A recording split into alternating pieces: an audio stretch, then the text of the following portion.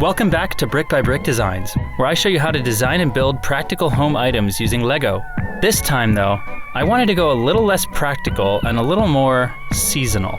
Recently my wife and I were at the Lego store and she saw this cute little pumpkin pickup truck set.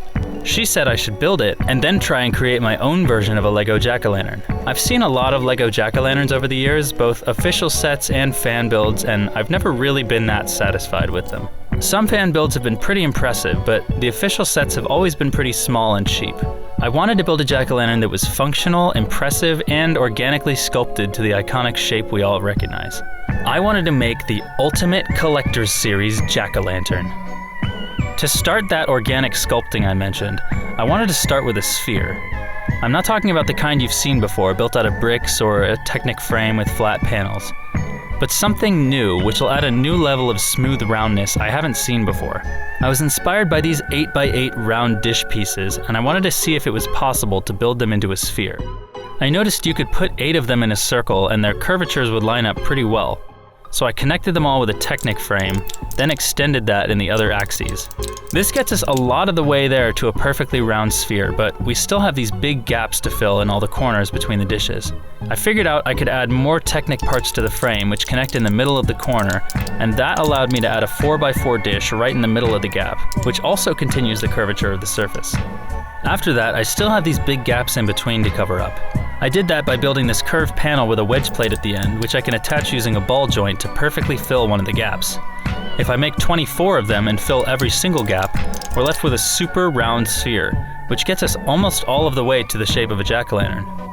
To start turning the sphere into a pumpkin, I'll add a stem to the top by removing the top dish and changing the color of all the newly visible parts to be as close to our final color palette as possible. Then I can replace these parts with this 4-way connector and attach this part from the Harry Potter sorting hat set, which I think looks perfect for the stem. Now we can finally move to the most iconic part of the jack-o'-lantern, the face. I initially wanted to go the way of most Lego sets and just use black parts to draw the facial features, but that did not work out. I decided I had to fully commit and make the face actually cut into the pumpkin. I started by removing this whole corner of the sphere, and then carefully designed 3 chunks which attach to the frame. First, the middle chunk, which attaches across the center axis using Technic bricks and axles, and it contains the nose, eyes, and the top of the mouth. Next, the bottom chunk, which attaches to the ball joint at the base and has the bottom teeth and chin. And then the top chunk, which uses the ball joint at the top and finishes the curvature of the forehead. Finally, I filled in the gaps on the sides of the mouth using 2 small chunks attached to their own ball joints. Now that I've carved out the face, I have a new problem. All the pretty colors of my Technic frame are now visible through the holes, and I wanted to be able to light this up like a real jack-o'-lantern, so I had to build a shell for the inside. My first problem was what connection points to use to attach it. I ended up deciding to add pins with studs to these points on the frame, and build out sideways from there. I built out a shell with plates, bricks, and slopes, trying to get as much space inside as I could without colliding with the frame. With that, our jack-o'-lantern is almost finished, but it has one problem. Pumpkins aren't perfect spheres, they have flat bottoms. I had a plan all along to address this. Since I can't alter the Technic frame, I can't reshape the pumpkin itself, but what I can do is hide it. I always planned to build a tree stump as a base for the jack-o'-lantern, but now I can use it to actually complete the shape. I started the design for the base by adding an attachment point to my pumpkin. I did that the same way I attached the stem, by removing the dish and replacing these parts with the 4-way connector. This gave me an axle hole, which I used as my starting point. I inserted a 5-stud axle with a stop, and then built out from the top, adding plates, tiles, and slopes right up against the pumpkin so it would fit perfectly. I stopped once I'd hidden enough of the bottom of the sphere that it looked like a pumpkin, and then built out flat from there, creating a circular disc. I then extended that down with bricks and plates to give it some height. To build the outside of the stump, I started with a ring of hinged plates connecting 12 sections of bricks, with Technic bricks in 4 directions. I added some tiles for the top to rest on, then built out the outer walls with slopes and curves to look like roots and bark. After that, it can attach to the base using Technic axles, and I can add more plates underneath to finish the bottom. Now, if you want, you could be done here, and in fact, I left the design like this until after it was built, but then I had the idea to improve it even further by adding a ground surface underneath. I took a 32x32 base plate and added tiles for the roots to rest on, with some studs in the middle for it to attach to.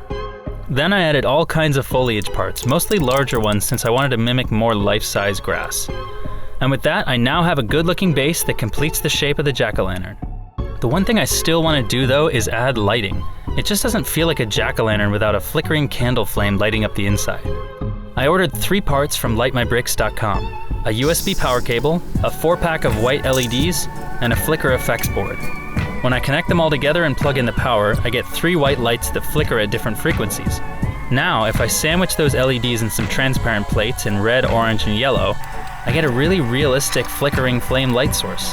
The real challenge though is going to be installing these lights. I don't want any wires showing anywhere, and there's really not a lot of empty space inside this pumpkin. I also don't want to put any stress on this flimsy power adapter, so whenever I include lights in a build, I always plug this into a USB extension cable with the end firmly secured, so I can have a nice strong power cable. This does have one side effect though, which is that I now have to find somewhere to hide this bulky block of cable inside this relatively solid model. And then I have to route this thick cable through the whole build and out a discrete hole in the back. I started the installation with the candle, which I built with this specialized cylinder piece and some trans orange for the flame. I can feed the LED wires through these parts and sandwich the lights under different colored plates on top.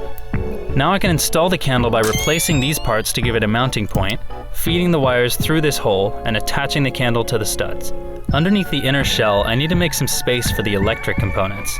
Luckily, when the pumpkin is on the stand, this entire bottom area is covered up, so you don't actually need these bottom panels. That gives me a lot of space for the effects board, the power cable, and the USB extension cable. Now I just have the problem of running this thick cable through the base. I included this hole in the top disc, but there's no way to fit the end of the cable through. That's why I actually made this whole section able to disconnect, so you can fit in the cable and close it back up. There's still the problem of where to run it after that though. I ended up adding this hole at the bottom using cheese slopes, but it's still going to get stuck up here, so I cut away this corner with wedge plates. Now if we just squeeze the cable down through this gap, it passes all the way through. Then we can add everything back in place and put the pumpkin back on top. With that, the design is finished, and all that's left is to build it for real. This time though, I wanted to focus a bit more on how I sourced the parts as well. I checked my collection and found 60% of the parts I needed, but the rest of the parts had so many different types and colors that I ended up having to order from 6 different Bricklink stores to get everything. I think the biggest reason was the orange versions of all these parts are not easy to find. With all that said, let's get into the build montage.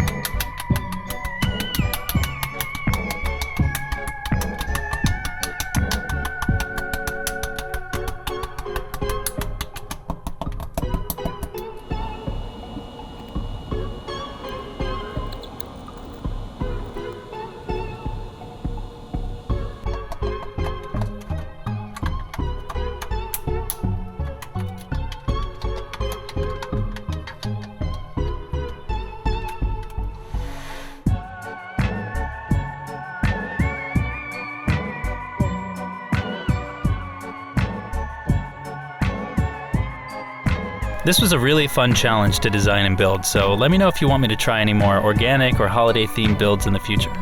Don't forget to subscribe because I'll be releasing instructions for this and all my past projects very soon. And after that, I'm building my strongest furniture item yet. I'll see you there next time on Brick by Brick Designs.